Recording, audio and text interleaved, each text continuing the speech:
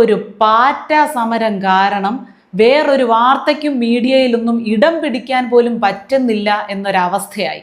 കോളടിച്ചില്ലേ, സന്തോഷമായല്ലോ. പാറ്റ സമരം എന്തിനു വേണ്ടിയായിരുന്നു? എന്തിനു വേണ്ടിയാണ് അവരങ്ങനെ ഒരു പാറ്റ ജനതാ പാർട്ടി രൂപീകരിച്ചത്?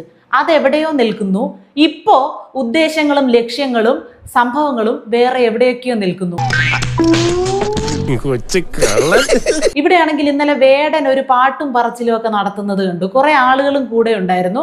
അവർ ഭയങ്കര പാട്ട് പറയുന്ന ഒരു രീതിയായിരുന്നു. എന്താണ് പറയുന്നത്? നമ്മുടെ പ്രധാനമന്ത്രി ചാണകം തീനിയടാ, അത് നമ്മുടെ വിധിയടാ, നമ്മൾ എന്ത് ചെയ്യാനടാ എന്നൊക്കെ പറഞ്ഞ് എന്തൊക്കെയോ വരികൾ ഒരുപാട് സൂക്ഷ്മമായി നിരീക്ഷിച്ചുകൊണ്ട് ഒരുപാട് ഇരുന്ന് ചിന്തിച്ചിരുന്ന് എഴുതി തയ്യാറാക്കി ഈണമൊക്കെ പകർന്ന വരികളാണെന്ന് തോന്നുന്നു. കഷ്ടപ്പെട്ടൊക്കെ പാടുന്നത് കേട്ടു. ഈ കോമാളി എന്താ കാണിക്കണേ? സ്ഥലം കാലിയാക്കുന്നതാണ് ബുദ്ധി. എന്നിട്ട് കറുപ്പിന് എന്താടാ കുഴപ്പം ഇതൊക്കെയാ ചോദിക്കുന്നത്.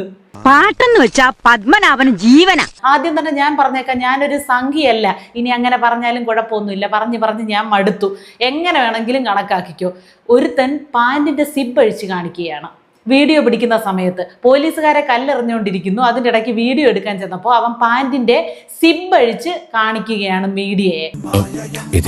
പുതിയൊരു മാരണം. കേരളത്തില് വയനാട്ടിൽ നിന്ന് ഒരുത്തൻ അങ്ങോട്ട് പോയി. അവിടെ ചെന്നപ്പോൾ എന്തിനാണ് നാട്ടിൽ നിന്ന് ഇവിടേക്ക് വന്നത്, ഈ പ്രക്ഷോഭത്തിൽ പങ്കെടുക്കാൻ കാരണം എന്താണെന്ന് ചോദിച്ചപ്പോൾ അവൻ പറയുകയാണ്, ഖുറാനിലെ ഏതോ ഒരു അധ്യായത്തിൽ പറയുന്നുണ്ട് അവസാന കാലത്ത് ഇങ്ങനെ പ്രാണികളും പാറ്റകളും ഒക്കെ നുഴഞ്ഞു കയറും, അത് ലോകാവസാനത്തിന്റെ ലക്ഷണമാണ്. അതുകൊണ്ട് ലോകാവസാനം നേരിട്ട് കാണാൻ വേണ്ടിയിട്ട് അവൻ വയനാട്ടിൽ നിന്ന് പായും ചുരുട്ടിക്കെട്ടി ഡൽഹിക്ക് വിട്ടിരിക്കുക.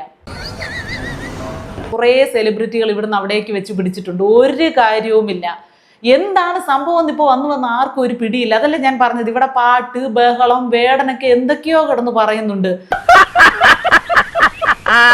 പിന്നെ എന്താ ചെയ്യണ്ടേ സാറേ? ഒന്ന് വിളിച്ചോണ്ട് പോടോ.